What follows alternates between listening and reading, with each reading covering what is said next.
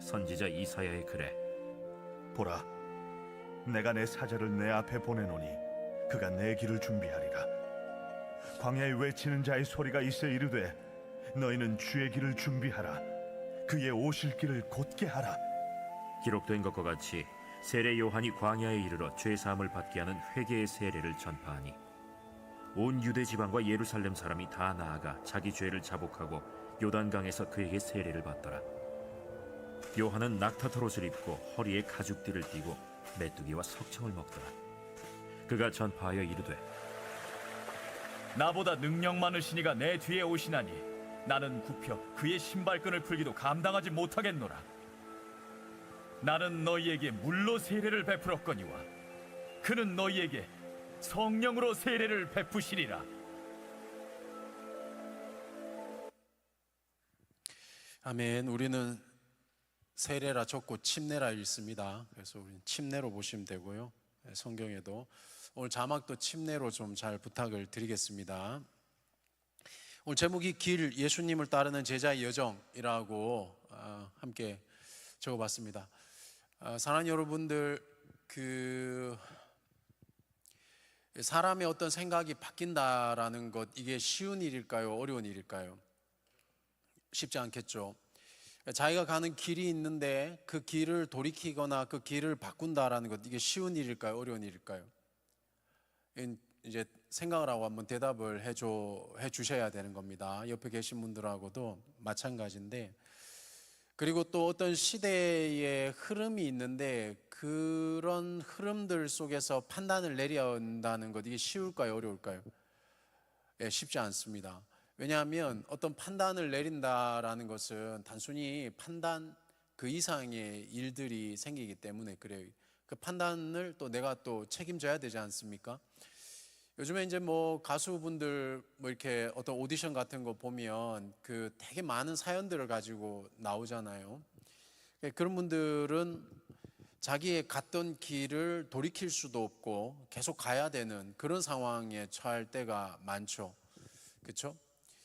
그런데 또 그 길을 가려고 결정을 했을 때 남들이 봤을 때는 아마 인정하기 쉽지 않은 것이었을 거예요. 그죠? 그러니까 이런 부분들을 제가 이게 성경적인 성경에서 우리가 찾아볼 수 있는 단어라기보다는 그런 어떤 의미가 이제 급진적인, 아마 여러분 레디컬이라는 표현 들어봤습니까? 레디컬이라는 것은 뭐 이제 뭐 그런 막 뭐랄까 이렇게 막 데모하고 이런 게 아니라 이런 급진적인, 본질적인 이런 쪽이 바로 이제 레디컬이 아닌가 저는 좀 생각을 합니다. 우리가 이제 복음과 직면하게 될 때 우리의 삶에 어떤 일이 일어나냐면 바로 이런 레디컬한 현상들이 일어나게 됩니다. 그런데 안타깝게도 저도 그랬었지만 우리가 봐왔던 이 레디컬이라는 것이 조금 균형감이 상실된 것들이 분명히 없지 않아 있었다. 기독교에 우리 90년대, 80년대 이후에 얼마 전까지 그런 면들이 있었다고 생각합니다. 그런데 지금 이 시대에는 그런 어떤 기류들이 조금 사그러졌다 뿐이지 각자의 개인들은 또 균형감을 상실한 그런 레디컬에 빠진 사람들이 분명히 생길 수가 있다 없다, 생길 수가 있다라고 생각을 합니다. 그래서 우리가 진짜 중요한 건 그겁니다. 복음과 직면했을 때 나의 모든 삶이 변화되거나 어떤 선택으로 인해서 완전히 탈바꿈되는 레디컬한 현상은 분명히 일어난다. 그럼에도 불구하고 내가 가진 것들을 다 버려야 되는 상황일지라도 항상 우리에게는 뭐가 필요하냐 하면은 균형감이라는 게 필요하다는 겁니다. 이건 정말 중요한 겁니다. 그래서 예수를 잘 믿는 분들은 기도만 열심히 한다. 이거는 균형감이 깨졌다고 저는 보는 겁니다. 분명히 말씀과 기도 이것이 필요한 것이고, 그리고 또 뭐 다양한 면에서 하여튼 간에 균형감들이 좀 필요하다 생각이 듭니다. 그리고 우리가 그렇게 레디컬한 선택을 했을 때에 반드시 우리는 어떤 현상을 겪게 되냐면 대가를 치르게 됩니다. 그 대가라는 것은 우리가 생각했던 것보다 힘든 일일 수도 있어요. 그런데 그런 세상적으로 볼 때는 뭐랄까 보상이 없는 대가를 치러야 되지만 그 대가가 내가 선택했던 그 레디컬한 선택, 급진적인 선택이 진짜 하나님의 뜻 안에서, 그렇죠? 하나님의 뜻 안에서 내가 선택했던 거라면 하나님의 위로가 있기 때문에 그래도 걸어갈 수가 있습니다. 그런데 이게 하나님의 뜻이라고 얘기를 하지만 결국엔 그 안에 우리의 어떤 선택들이 들어가 있기 때문에 우리는 급진적인 선택을 했지만 나중에 돌이켜보면 후회하는 일들도 생기게 됩니다. 그게 뭐죠? 내가 그 신앙을 위해서 이것도 드리고 저것도 드렸는데 가만히 시간이 지나가 보면 후회하는 일들이 생기게 되더라라는 거죠. 근데 인생도 그런 게 많이 있습니다. 그래서 제가 이제 오늘 드리고 싶은 얘기는 뭐냐면 오늘 길이라고 했잖아요. 길. 이 길이라는 것은 우리에게 하나의 이제 포괄적 의미에서 가야 될 방향도 길입니다. 그리고 그 방향에 있어서 내가 어떤 것을 할 것이냐 이것도 길입니다. 그죠? 이것에 대한 우리가 좀 생각해 볼 수 있는 시간을 가지면 좋을 것 같습니다. 오늘 복음서의 마가복음 1장입니다. 성경을 가지고 계시면 한번 보시면 좋겠고요. 우리는 지난주에 하나님의 아들 그리고 이 예수 그리스도라는 이 급진적인 이 단어를 우리는 직면하게 되었습니다. 그리고 마가복음의 대상자들은 이 당시에 이 시대적 배경을 갖고 있는 분들은 하나님의 아들, 그가 예수라는 것, 이 예수가 그리스도라는 것, 예수가 이 기름 부음 받은 메시아라는 것, 이것을 고백하는 것이 쉽지 않았을 겁니다. 그런데도 그 중에 여러분 8절을 한번 보시겠습니까? 8절. 예, 8절 아니네요. 여러분 5절에 보시면 온 유대 지방과 예루살렘 사람이 다 나아가 이렇게 표현을 했잖아요. 그럼에도 불구하고 그때 당시에 많은 사람들이 급진적인 선택을 한 겁니다. 그러니까 예수에게 와서 우리가 지금 침례받고 있는 이 침례 요한에게 침례받고 있는 이 사건, 그러니까 예수에게로 나오고 있는 이 사건, 이 장면, 이것은 이때 당시의 사람들에게는 급진적인 선택이라는 거죠. 지금도 많은 사람들이 진리라는 이름으로 자기 나름대로의 판단을 가지고 선택을 합니다. 그렇지 않습니까? 그러니까 많은 사람들이 이단에 빠지는 이유도 거기에 있죠. 그들은 급진적인 선택을 한 것입니다. 그런데 그들의 선택이 안타깝게도 틀렸죠. 돌이킬 수 있느냐? 돌이키기가 힘듭니다. 침례 요한이 외쳤던 그 회개가 소위 말해서 돌이키는 회개이거든요. 돌이키라고 얘기를 하지만 그러나 돌이키는 것이 쉽지가 않다는 겁니다. 그러면 복음 안에 있는 우리는 옳은 얘기를 들었다고 해서 혹은 해야 되는 일은 얘기를 들었다고 해서 우리가 갖고 있는 그 삶의 자리의 터전들을 털어버리고 돌이킬 수 있습니까? 돌이키기가 쉽지 않다라는 겁니다.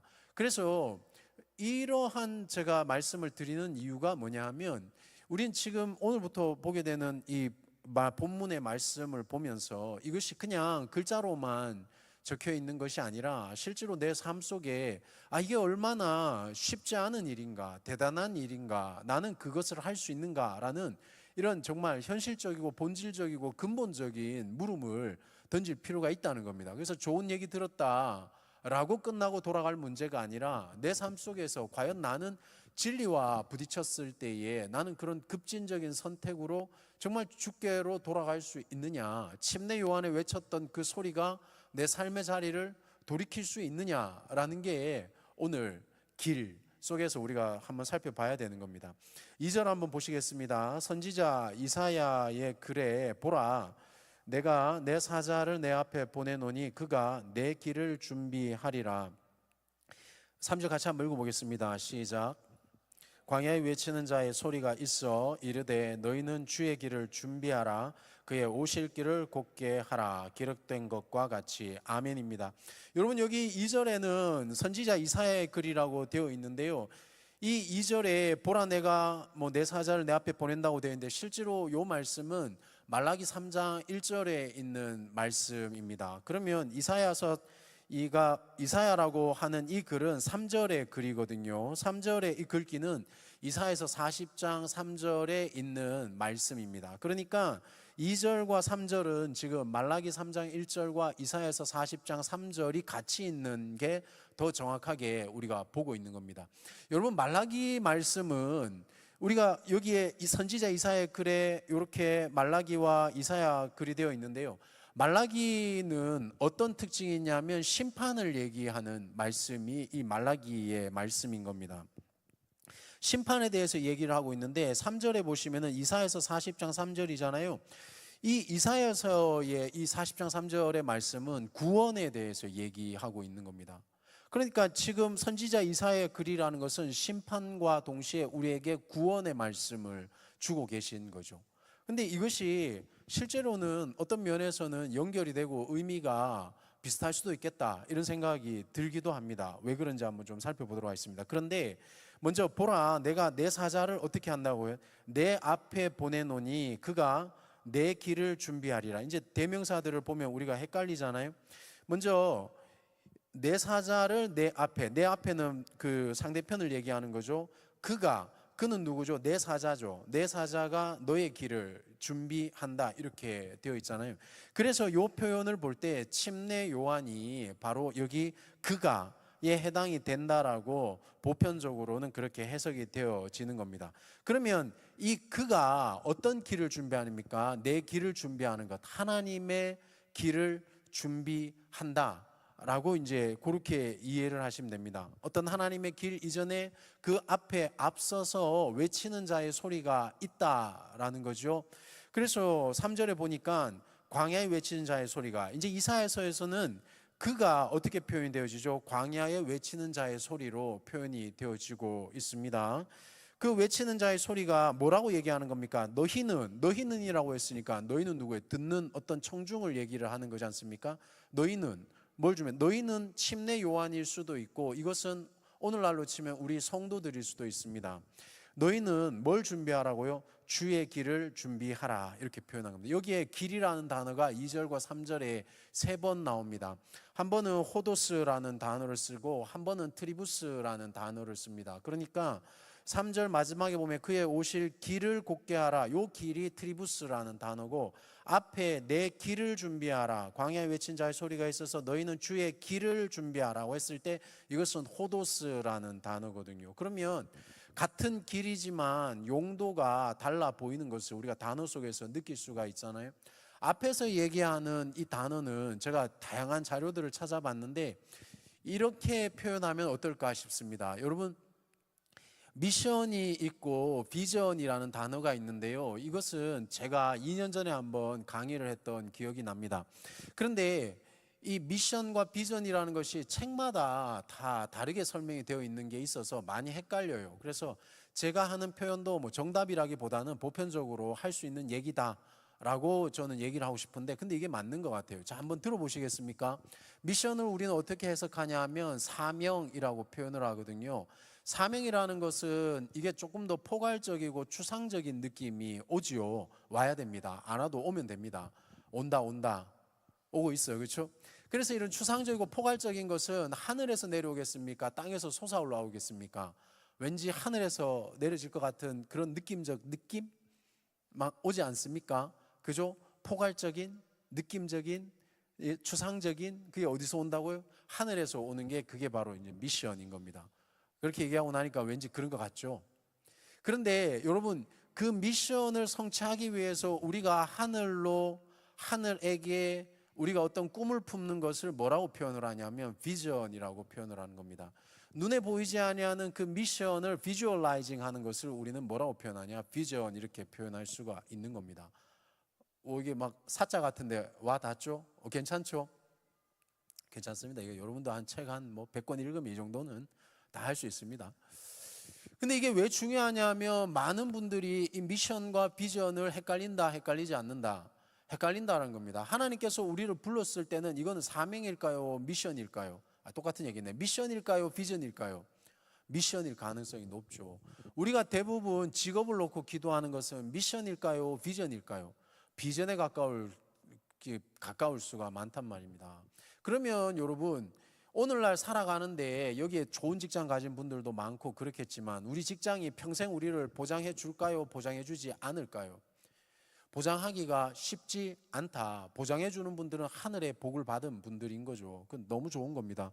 꼭 그런 자리에 가셔서 밥을 한 끼씩 사주시기를 주님의 이름으로 고민. 이거 이렇게 하면 장난스러우니까 안 되겠다. 하여튼 밥 사주세요. 좋은 직장 꼭 가지시고. 알죠? 예. 요즘에 가장 좋은 직장은 우리 군인입니다. 군인이 밥 좀 사야 됩니다. 군인이 제일 돈 많이 버는 것 같아요. 내가 보니까. 우리 여기도 군인이 계시네요. 예. 좀 비전이 좋은 거죠. 여러분, 이게 제가 우스갯소리로 이렇게 표현하지만 우리의 비전이라는 것은 미션이 확고하면 비전이 흔들려도 다음 비전을 찾을 수가 있어요. 이해가 되십니까? 그런데 미션이 없으면은 비전만 붙들고 살아가기 때문에 이 비전이 꺾이잖아요. 그러면 다음 비전을 찾기가 쉽다, 어렵다? 어렵다는 겁니다.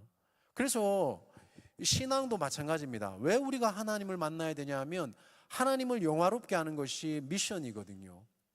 우리가 하나님께 영광 돌리는 것이 미션이거든요. 그럼 뭘로 미션을 성취할 거냐는 거죠. 그게 우리가 갖고 있는 수많은 직업들일 수 있고 달란트일 수 있고 우리가 할 수 있는 그 모든 것들인 겁니다. 자, 이렇게 표현을 해보면 내가 지금 하고 있는, 지금 여기 대학생들 같은 경우는 지금 너무 좋은 꿈을 꾸면서 직장을 준비하는, 공부를 하는, 이제 막 학교에 들어가서 부푼 꿈을 가지고 있는데 이들이 얼마 지나지 않아서 깨닫는단 말이에요. 세상이 만만치 않다라는 것을. 그게 뭡니까? 미션이 없는 사람은 비전이 흔들리기 때문에 내 눈에 보이는 모든 전공들이 흔들리기 시작하면 갑자기 나는 누구인가? 여기 왜 있는가? 이 학교는 뭔가?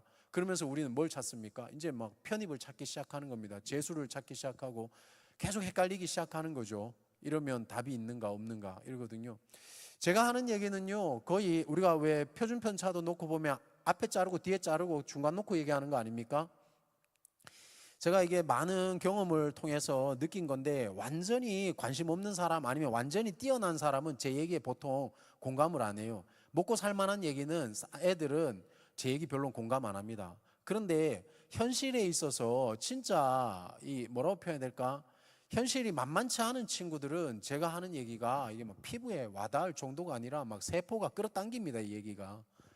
그러니까 제 얘기가 공감이 안 되는 사람들은 감사하든가 아니면 생각을 깨우든가 이게 둘 중에 하나를 해야 되는 겁니다. 감사해야 돼요. 똑같은 인생 살아가는데 어떤 사람은 생각 없이 살아도 아무 문제 없이 살고 어떤 사람은 진짜 우리 경상도 말로 쇠가 빠지게 고생해도 인생 풀리지도 않는 사람 많거든요. 왜 그런 거예요 도대체? 그죠? 하여튼 잘 풀리는 사람들은 감사하고 주변에 어려운 사람들 도와줘야 된다. 그게 사명이다. 미션이자 비전이다. 돈 많이 벌어서 어려운 사람 도와주시기를 부탁을 드리겠습니다. 그 얘기가 뭐냐 하면 지금 여기 호도스와 트리부스에 대한 얘기인 겁니다. 여러분, 자, 구약에는 이렇게 되는 겁니다. 하나님의 길을 예비하라 라고 표현이 되어 있어요. 구약적인 표현인 겁니다. 하나님의 길을 예비하라고 했는데 그러면 하나님의 길을 예비하는 사람이 어떤 삶을 살아야 되는가? 의인의 삶을 살아야 된다라는 것이 잠언과 시편이 우리에게 주는 교훈이거든요. 그러면 의인의 삶이 무엇이냐? 그것은 율법과 율례를 따르고 계명을 쫓아 사는 삶이다. 이렇게 되어 있는 거군요. 목사님, 그게 무슨 뜻입니까? 여러분, 하나님의 길을 예비하는 것, 의인의 길을 사는 것, 여러분 이게 추상적입니까? 아니면은 막 직관적입니까? 추상적이지 않습니까? 그게 제가 아까 말씀드렸던 미션인 거예요, 미션. 그러면 어떻게 내가 의인의 삶을 살아야 되겠습니까? 어떻게 주님의 길을 예비해야 되겠습니까? 그게 바로 율법을 지키는 길이라는 거예요. 계명을 지키는 길이라는 겁니다. 그래서 우리에게 레위기를 통해서 하나님께서 우리에게 말씀을 주시고 이렇게 살아라라고 하나님의 백성은 이러한 삶을 살아야 된다라고 하나하나 강론을 주신 것이 말씀이라는 거예요. 그게 똑같이 지금 이 2절과 3절에 우리 신약에 와서도 똑같이 이렇게 주어지는 겁니다. 그게 뭐죠? 침례 요한은 앞서서 우리에게 외친 겁니다. 뭐라고 외쳤습니까? 주의 길을 준비하라고. 그 얘기는 뭐예요? 너희에게 미션이 있다.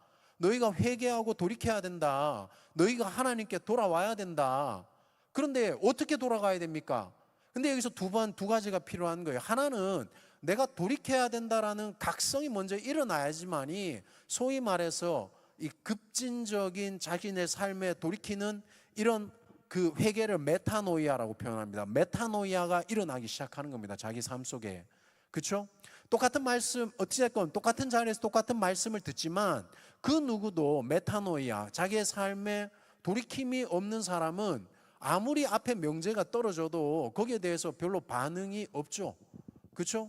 근데 여기 침례 요한은 주의 길을 준비하라, 너희가 의인이 되어라, 하나님의 길을 준비해라 라고 말을 했단 말이에요. 그래서 그렇게 던져진 그 길에 반응하는 사람들이 그의 오실 길을 곧게 하라라는 3절 한번 보십시오. 다시 너희는 주의 길을 준비하라 라고 아까 말씀드렸던 그 호도스라는 길을 던지니까 그의 오실 길을 곧게 하라라는 트리부스라는 반응을 보이기 시작한다라는 겁니다. 다시 말씀을 드리면 내가 너희는 의인이 되어라 라고 침례 요한이 외치니까 그러면 그 말을 들어서 각성이 일어난 사람은 뭐라고 표현한다는 거예요? 내가 어떻게 의인이 돼야 어떻게 의인이 될 수 있습니까? 이렇게 되는 거죠. 이해됩니까? 지금 여기 이 자리에 침례 요한이 있습니까? 없습니까? 여러분 여기 이 자리에 침례 요한이 있습니다. 누가 침례 요한입니까? 제가 여러분들에게 주의 길을 예비하라고 말씀을 던지고 있잖아요. 똑같은 말을 던지고 있는데 여러분들의 각성이 일어나지 않으면, 메타노이아가 일어나지 않으면 여러분들은 그의 오실 길을 곧게 할 마음이 있다 없다? 없다는 거예요. 그죠? 강론이 생긴다 안 생긴다? 강론이 생기지 않는다는 거예요. 내가 어떤 율법을 지켜야 될지, 어떤 계명을 지켜야 될지 여기에 대해서 반응이 생긴다 안 생긴다? 안 생긴다라는 거죠. 그래서 지금 그 말씀인 겁니다. 다시 한번 보시겠습니까? 너희 앞에 내가 사자의 길을 준비하라고, 그가 너희 길을, 사자를 보내는데 그가 2절 말씀입니다. 내 길을 준비하리라. 하나님의 길을 준비한다는 겁니다. 근데 3절에 보니까 그 광야에 외치는 자의 소리가 있어서 너희는 어떻게 하라고요? 주의 길을 준비하라는 겁니다. 사랑하는 여러분, 이 주가 누굽니까? 2절에 있는 내용과 3절에 있는 내용은 조금 다른 겁니다. 주의 길이라고 표현하지만 이제 신약으로 와 보니까 그 주가 누구라는 겁니까? 하나님. 그 하나님이 누구로 지금 우리에게 보여진 겁니까? 예수로 보여준 겁니다. 그 예수의 길을 준비하라라고 표현이 되어 있는 거예요. 여러분, 회개, 침례 요한이 해야 되는 일은 뭐냐면 바로 그렇게 예수님의 길을 준비시키는 거였다고요. 그러면 이러한 것과 같이 침례 요한이 했던 그런 역사, 그 사역이죠. 사역을 오늘날 누가 그것을 감당해야 됩니까? 교회와 우리가 감당하는 겁니다. 우리가 뭘 해야 되는 겁니까? 우리가 바로 주의 길을 준비하는 일을 해야 되는 거예요. 그게 뭐죠? 공동체와 교회 밖에서 회개하라고, 돌이키라고 우리의 삶과 우리의 목소리를 통해서 그들에게 메시지를 던지는 일을 우리는 하는 겁니다. 그죠? 그렇게 했을 때 거기에 메타노이아, 거기에 회개의 반응을 보이는 사람이 그의 오신 길을 곧게 할 수가 있게 되는 겁니다. 이해되시죠? 이거를 여러분 잘 이해하셔야 되는 겁니다. 그러니까 4절에 보시면 침례 요한이 광야에 이르러 죄사함을 받게 하는 회개의 침례를 전파하니, 그러니까 여러분 이 기록된 것과 같이 이제 침례 요한이 와서, 침례 요한은 엘리야라고 이렇게 보통은 해석이 되어지거든요. 엘리야는 어떤 특징이 있습니까? 엘리야는 죽음을 맛보지 않고 하늘로 올라간 존재 아닙니까? 그렇죠? 그가 올라갔을 때에 다시 올 거라고 사람들은, 유대인들은 기대를 하고 있었단 말이죠. 그가 이렇게 지금 침례 요한의 모습으로 왔다라고 이때 당시에 사람들은 기대하고 있고 이해하고 있는 겁니다. 그러니까 엘리야로 추정되는 침례 요한이 왔으니까 그가 회개의 침례를 베푸니 유대 땅과에 있는 사람들이 다 오게 되는 거죠. 그냥 오는 것 같아요. 아니에요. 기존에 있던 그런 어떤 것들에 대한 실망했던 사람들, 기존의 시스템에 실망했던 사람들, 기존의 성전에 실망했던 사람들, 기존의 어떤 이 하나님의 일들에 대해서 실망했던 사람들이 기대하고 고대했던 그 메시아와 같은 엘리야가 왔다라고 추정이 되니까 그가 와서 보십시오, 광야에 이르러서 죄사함을 받게 하는 회개의 침례를 전파하니까 사람들이 5절에 모여들기 시작한다라는 거죠. 그런데 이 침례 요한이 광야에서 베푸는 이 침례의 특징이 뭡니까? 죄사함을 받게 하는, 뭐라고 되어 있지? 회개의 침례라고 되어 있는 거예요. 여러분, 근데 이거를 착각하시면 안 되는 거예요. 여러분, 침례 요한이 베푼 이 침례는 물 침례 아닙니까? 오늘 우리가 침례식 있었잖아요. 축하합니다. 축하하고, 우리 또 어디 갔죠? 정윤자매 어디 갔지? 하여튼 축하합니다. 영상을 꼭 우리 목자님 보내주십시오. 축하를 인증을 남겨주십시오. 제가 어제도 우리 임원들에게 얘기했지만 저는 왼손이 한 일을 반드시 오른손이 알도록 만듭니다. 그래서 제가 축하했다고 꼭 좀 전해주십시오. 근데 여기 한번 보십시오, 여러분. 죄사함을 받게 한다고 하니까 물침례를 행하는 것, 이렇게 우리가 침례를 행하는 것, 이것을 하면 죄가 사해주는 줄 착각한단 말이죠. 여러분, 요한의 침례에 죄를 사하는 능력이 있습니까? 그렇지 않습니다. 똑같은 말로 여기 앞에 서 있는 이 사역자에게 여러분들의 죄를 사하는 능력이 있습니까? 아니죠. 이 성경 구절만 제대로 봐도 우리는 지금 어떠한 신앙의 자세를 가져야 되는지를 분명하게 알 수가 있는 겁니다. 요한이 하는 건 뭡니까? 요한은 죄사함을 받게 하는 그 얘기는 뭐예요? 3절에 나와 있는 거죠. 외쳐서 너희의 길을, 지금 너희가 보고 있는 이 예수가 하나님이라는 이 길을 너희에게 내가 지금 알려주고 있는 것, 이게 뭐예요? 그게 바로 회개, 메타노이아, 히브리어로 치면 슈브, 돌이키는 것, 너희가 내게로 오게 만드는 것, 너희가 이 정보를 듣고 너희들이 알고 있었던 것이 틀렸다. 삑살이 났다, 미안해. 너희가 알고 있는 것이 틀렸다.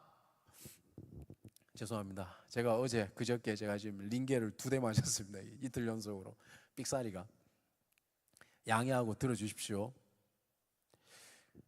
틀렸다라고 침례 요한의 역할은 거기까지인 거예요. 정말 중요한 겁니다, 여러분. 저를 변명하고자 하는 게 아니라 제 얘기해야 가장 상처받는 사람 없고 하니까 제 얘기하는 거예요.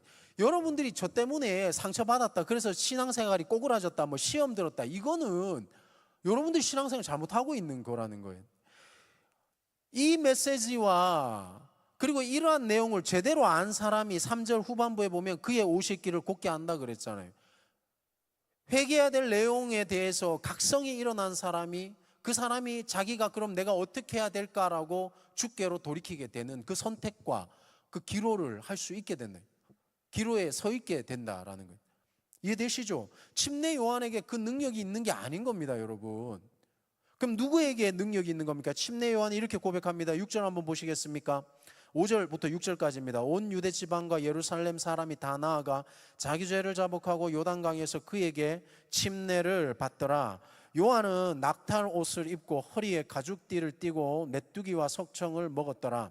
그가 전파하여 이르되 나보다 능력 많으신 이가 내 뒤에 오시나니 나는 굽혀 그의 신발끈을 풀기도 감당하지 못하겠노라. 아멘.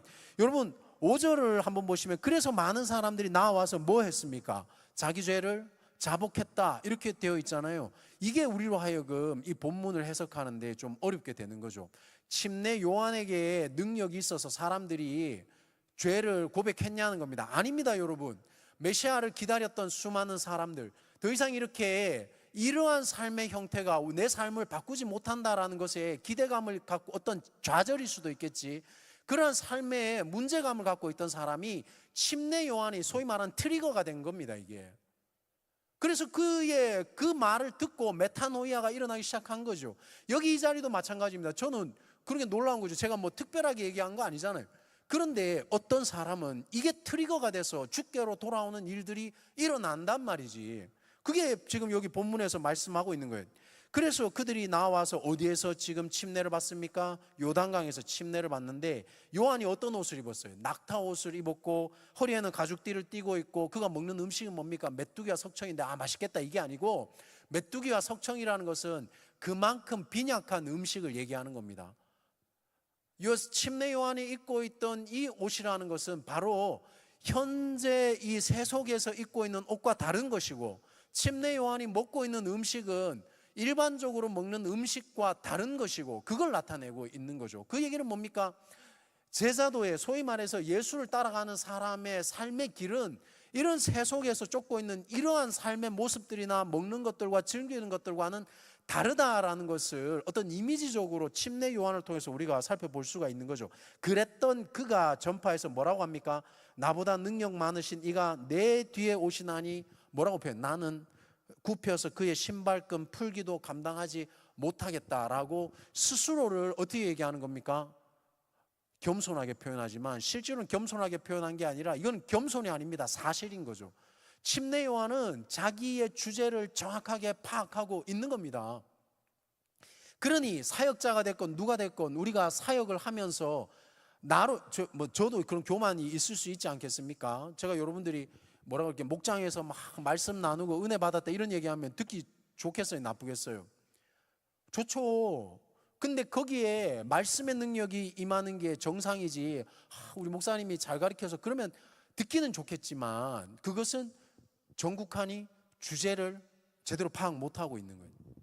침례 요한은 정확하게 자기의 주제를 파악하고 있다라는 거예요. 어떻게?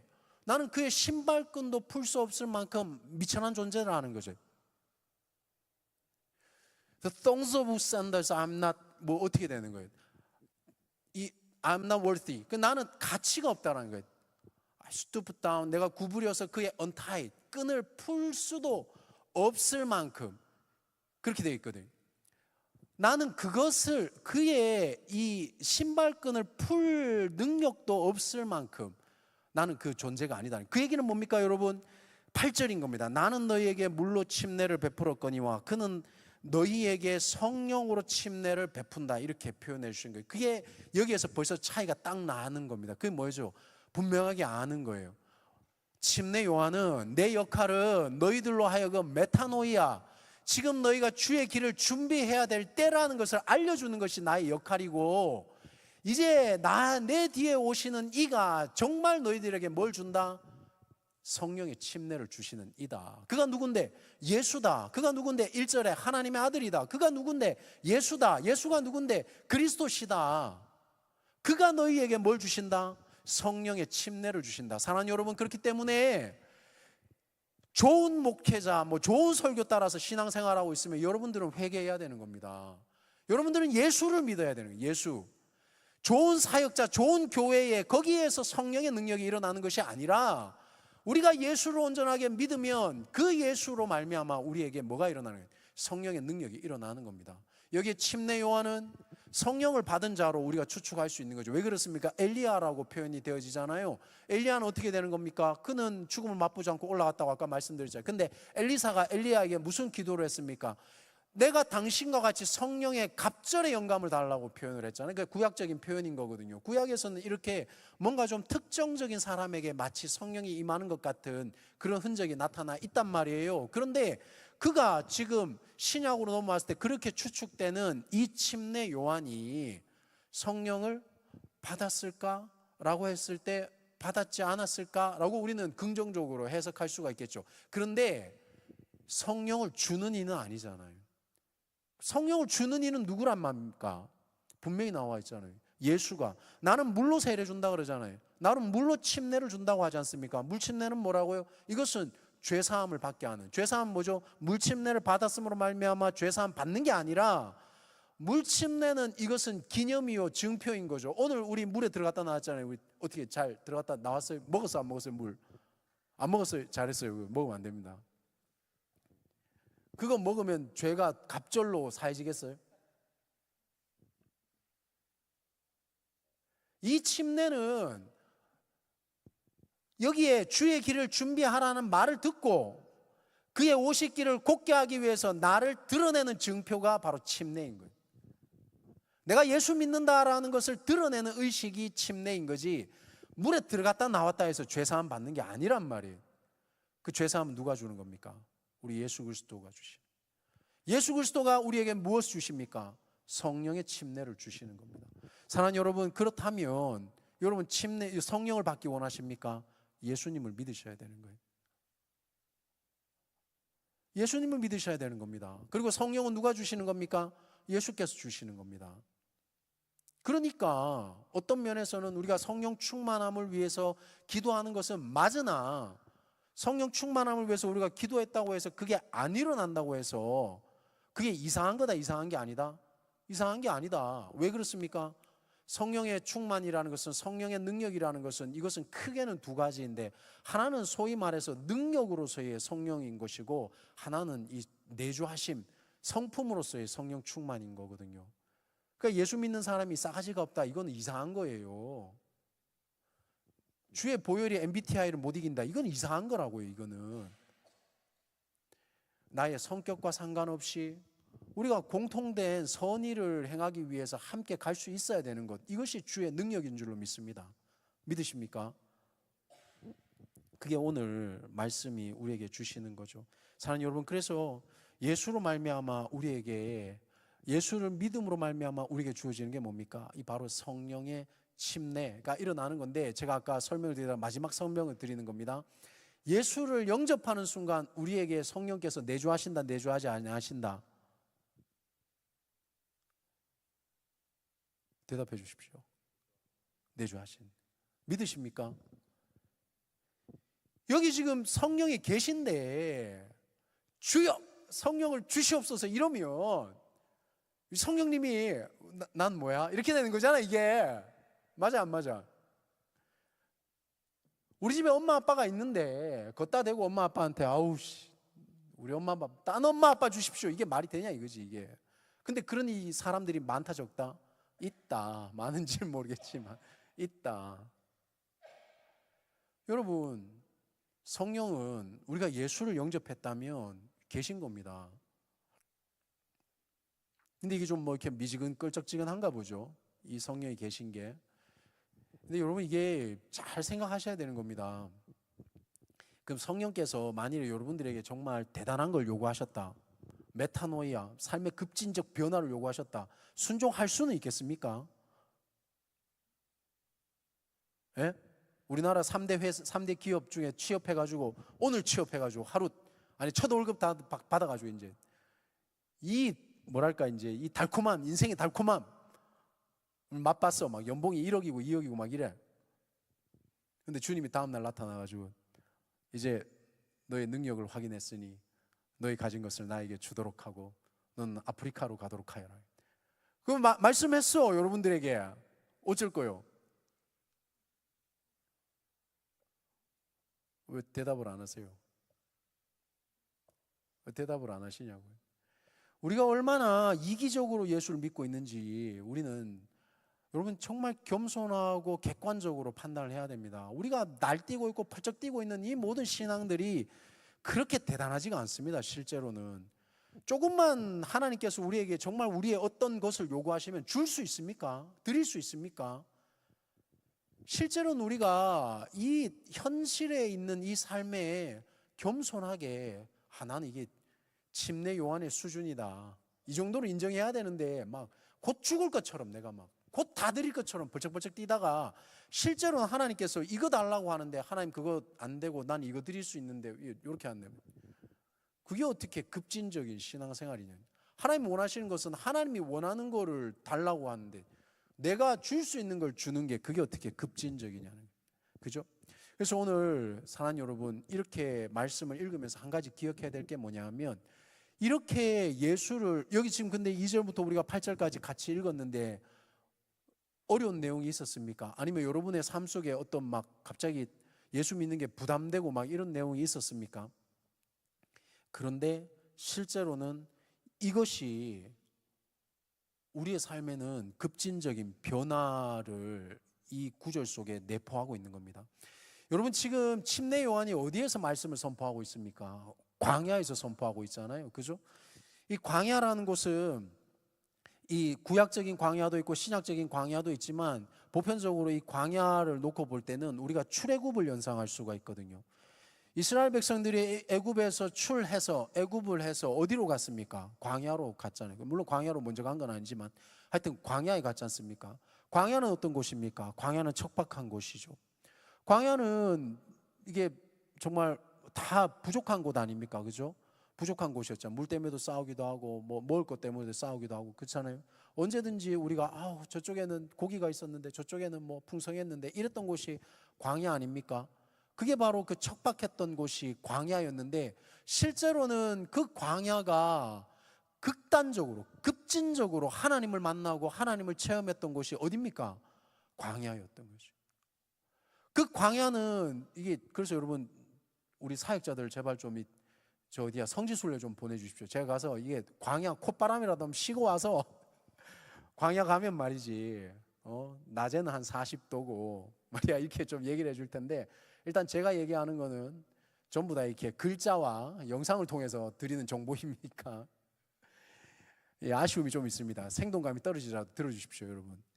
근데 그 광야에서는 실제로는 거기에서 하나님을 체험했다는 것은 그러한 적막하고, 그죠? 어떤 생명에 있어서는 어떤 위협에 처해 있는 그 상황 속에서 우리는 역설적으로 뭘 듣고 뭘 만난 겁니까? 하나님의 음성을 듣고 하나님을 만나고, 부족했을지는 모르겠으나 만나와 메추라기를 먹었고. 이게 지금 생동감이 안 떨어지죠, 그죠? 여러분, 만나와 메추라기를 40년 동안 먹었다는 게 이게 얼마나 비참한 일인지 여러분은 잘 안 와닿죠? 우리 회장님 뭐 좋아합니까? 음식 고기, 어떤 고기 좋아합니까? 안 가립니까? 그 고기만 40년 주면 먹을 수 있습니까? 왜 못 먹습니까? 골고루 줘봐야 돼요. 이 만나와 메추라기. 그러면 하나님의 은혜가 이렇게 극단적으로 우리에게 주어진다라는 것, 그것이 어디다? 광야, 그죠? 하나님을 만나는 곳. 거기에서 지금 오늘 본문을 보니까 3절에 광야에서 외치는 소리, 4절에 보니까 침례 요한이 광야에 이르러서 뭘 외쳤습니까? 회개의 침례를 베풀었다는 거예요. 이게 뭡니까, 여러분? 우리가 이 세속에서 광야와 같이 하나님과의 관계와 혹은 환경 설정이 되어 있지 않으면, 혹은 우리가 하나님께로 돌이키지 않으면 우리는 그 하나님의 음성을 듣기 어렵죠. 근데 재밌습니다, 여러분. 뭐 이게 어떤 해석이 될지 어떻게 이해할지는 잘 모르겠지만, 그러나 본문상의 흐름을 볼 땐 재밌어요. 그랬던 광야에서 5절에 한번 보십시오. 어디에서 침례가 행해지고 있습니까?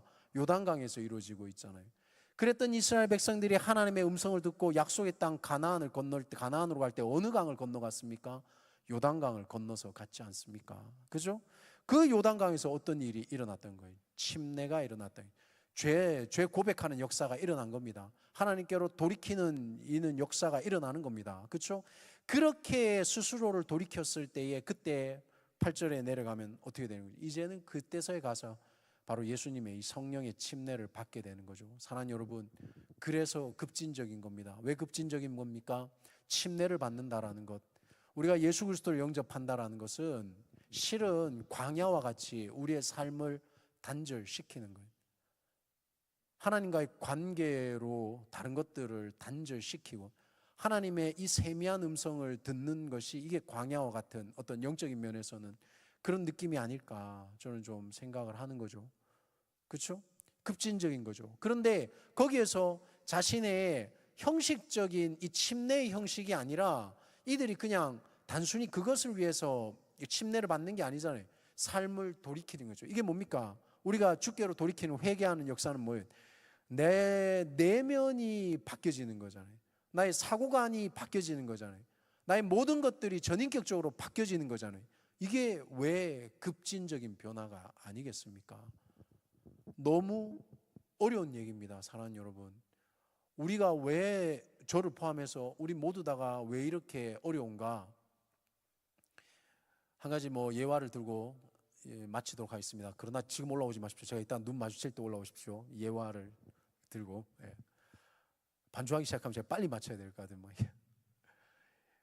제가 이제 그 은퇴하신, 뭐랄까, 평상시 만나기 힘든 되게 높은 목사님 한 분을 최근에 만난 일이 있었습니다. 그래서 이제 그분과 함께 한 교단의 제일 어른이시거든요.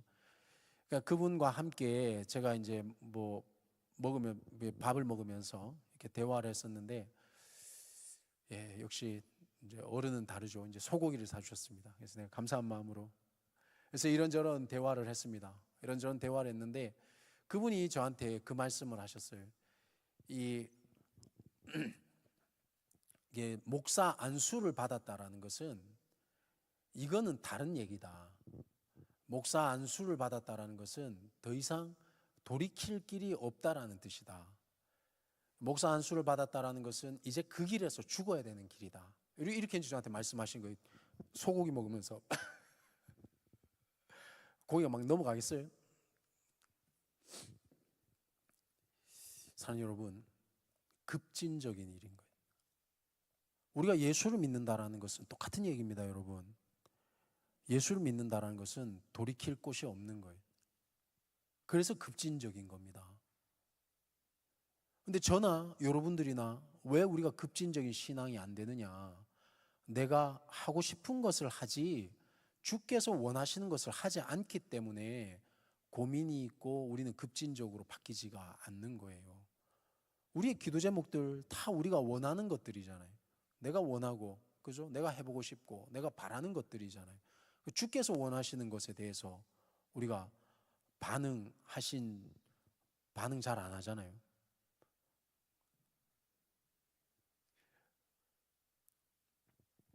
근데 주께서 원하시는 것에 반응을 하면 우리의 삶은 급진적으로 바뀌게 된다. 너무 중요한 얘기인 거예요. 반주를 부탁드리겠습니다. 제가 오늘 준비한 말씀은 거의 다 드린 것 같습니다. 몇 가지 더 있긴 한데요. 욕심입니다. 다음에 기회 되면 전하던가 그렇게 하겠습니다. 이게 가급적이면 마가복음 설교 원교 안 보고 이렇게 전달할까 기도하고 있습니다. 근데 안타깝게도 원고 안 보고 준비하기에는 외울 시간이 없습니다. 그래서 하지만 오늘은 하여튼 안 보고 하려고 최선을 다했는데, 여러분 어제 제자 양육 때 제가 이런 내용을 잠깐 나눴었습니다. 소위 말하는 원 제너레이션, 한 세대가 흐름이 끊기면 한 세대로 끝나는 게 아니다. 이 한 세대가 제 역할을 못하면 그 다음 세대에 영향을 미치게 되고, 산술적으로는 2년일지 모르나 그러나 결과론적으로 놓고 보면요 3년일 수도 있고 5년일 수도 있어요. 그 공동체가 한 세대가 제 역할을 못함으로 말미암아 그 공동체가 바르게 세워지는 데는 몇 년이 걸릴지 알 수가 없는 겁니다. 우리 여디디아 공동체를 놓고 제가 참 계속 기도하는 제목이 바로 이 기도 제목입니다. 오늘 저는 여러분에게 이 3절에 있는 말씀처럼 광야에 외치는 자의 소리가 되어서 여러분들에게 너희는 주의 길을 준비하라고 저는 외쳤습니다. 너희는 여디디아의 길을 준비하라고 저는 외치고 있습니다. 너희는 이 세대에 하나님의 원하시는 길을 준비하는 청년과 대학생이 되라고 외쳤습니다. 그러나 거기에 반응하는 사람 말이 그의 오실 길을 곧게 하는 자기의 길을 준비할 수가 있는 겁니다. 아무리 외쳐도요 듣지 않으면 자기의 길을 준비하지 못한다. 우리 여디디아에 예를 들어서 지금 이제 06년생들이잖아요. 우리 06년생들 지금 시험 준비한다고 최근에 잘 안 보이는데 위에서 많이 기도해 주시고, 만일에 06년생들이 이렇게 딱 이렇게 얘들이 제 역할 못했다. 그건 뭐예요? 올해 예배 잘 참석 못하다가 내년에 목자로서 세워지지 않고 목자로서의 기능을 잘 못했다. 그렇잖아요? 그러면 여러분 07년생들은 공짜로 세워지겠어요? 07년생 공짜로 안 세워집니다, 여러분. 그래서 우리가 이 주의 길을 예비하라는 이런 말씀을 들었을 때에 예를 들어 이런 겁니다. 저는 금요 기도회 때마다 앞에 서서 여기를 항상 여기서부터 여기까지 이렇게 돌아봐요. 왜 그런 줄 아세요? 지금 올해는 금요 기도회 참여율이 많이 떨어지고 있어요. 여러분 기도하러 오십시오. 뭐 하십니까? 금요일날 기도 안 하고 뭐 하세요? 나 잘 모르겠는데 하여튼 와주세요. 제가 눈이 나빠요. 제가 꽤. 그래서 여기서부터 이제 이렇게 쭉 봐가지고 두 가지를 봅니다. 하나는 우리 여디디아가 왔는지를 봐요. 그래야 빨리 그 포지션으로 가서 기도하려고. 근데 여기 기도하면 여기가 사라져. 그래서 이쪽에 기도하면 또 여기가 또 사라져. 그래서 내가 이거 뭐 어떻게 해야 되나, 몸을 쪼개야 되나 이게. 하여튼 그래서 봅니다. 그리고 두 번째 이유는 왜 보냐, 최소한 여기서 여기까지 금요기도 인원만큼은 우리 여디디아가 채워지면 좋겠는데, 그거 할 수 있는데 우리가 이게 못하는 공동체가 아닌데 하는 안타까움과 기대감과 기도 제목으로 여기서 여기까지 이렇게 늘 돌아봅니다. 돌아보는 게 그냥 쳐다보는 게 아니라 기도하는 마음으로 너희는 주의 길을 준비하라 라는 말씀으로 그렇게 기도하는 겁니다. 여러분, 근데 여러분들에게 두 가지 마음이 있어야 되는 거예요. 혼자 와서 개인 기도하는 건 오케이, 안 하는 것보다 좋습니다. 그런데 내가 목자가 되려고 하는 사람, 그리고 또 주의 길을 예비하고 준비하는 사람, 그의 길을 곧게 하려고 하는 사람은 어떤 마음이 있어야 되냐면, 이거에서부터 잘 보셔야 되는 거예요. 여러분들이 빈자리를 봤을 때에 눈물이 나고 안타까운 마음이 들어야지만이 그 사람이 목자가 될 수 있는 거예요. 자기 개인의 기도 제목과 개인의 신앙생활, 개인의 그런 어떤 소위 계취를 벗어나지 못하는 사람은 그 다음 단계로 넘어가기가 어렵다는 거예요. 그러니까 오해하지 말고 들어주세요. 여러분 신앙이 잘못됐다는 게 아니라 저는 여러분들에게 도전을 드리는 겁니다. 개인을 넘어서라 라고. 개인을 넘어서라고 여러분들에게 도전을 드리는 겁니다. 개인 생활만 잘해도 잘하는 거죠. 뭐 교회 안 다니는 것보다 100배 낫죠. 근데 여러분, 하나님의 나라는 지금 최근에 이제 어떤 재판관이 퇴직하면서 막 되게 이슈가 되고 있는데, 그분이 누구 이제 장학금 받아서 뭐 그게 이제 또 이슈가 되고 있잖아요. 그 찾아보십시오. 다 나옵니다. 제가 개인 이름 이렇게 저기 하기가 좀 그래서 그런 건데, 근데 그 장학금 주신 분이 제가 인터뷰했는 자료들을 이렇게 한번 다 찾아봤어요. 근데 그렇게 얘기하더군요. 사회는 평범한 사람들에 의해서 지속 이렇게 유지되는 거다. 결국엔 그건 거죠. 여러분, 교회는, 하나님의 나라는, 하나님의 공동체는 누구에 의해서 유지되고 지속되어질 수 있느냐?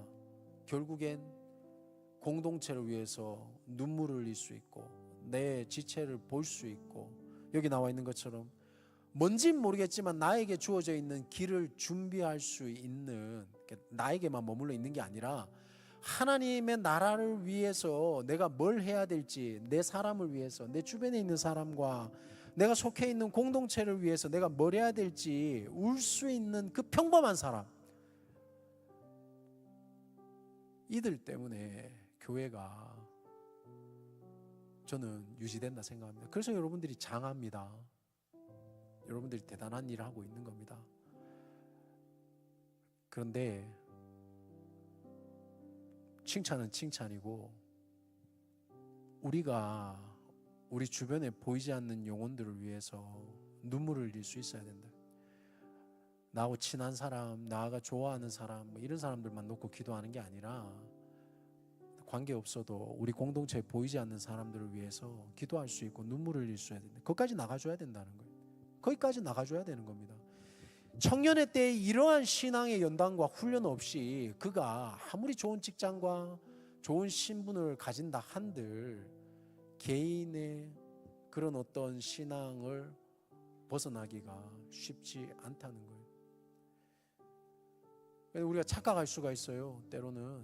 그런데요, 가끔씩 보면 좀 이기적이어도 그렇게 산 사람들이 성공하거든요, 사회적으로는. 근데 그런 사람들도 필요합니다. 근데 그런 분들이 또 어려운 사람들 또 많이 도와주세요. 그죠? 다 필요합니다. 다 필요한데 저는 바라기는, 사랑하는 여러분, 저를 포함해서 우리같이 이런 평범한 사람들, 우리는 개인을 넘어설 수 있는 그런 신앙인이 됐으면 좋겠다. 이게 급진적인 제자도의 길이다. 한번 한 주간 한번 해보실랍니까? 목장을 위해서 울어주시고, 또 목사를 위해서 울어주시고, 또 목자들을 위해서 울어주시고, 목원들을 위해서 울어주시고, 목원에서 나눔을 할 때 하나님의 말씀을 나누시고, 그렇게 한번 자아를 넘어서는 급진적인 그런 우리 제자의 길을 한번 따라가보는 한 주가 되기를 소원합니다. 기도하시겠습니다.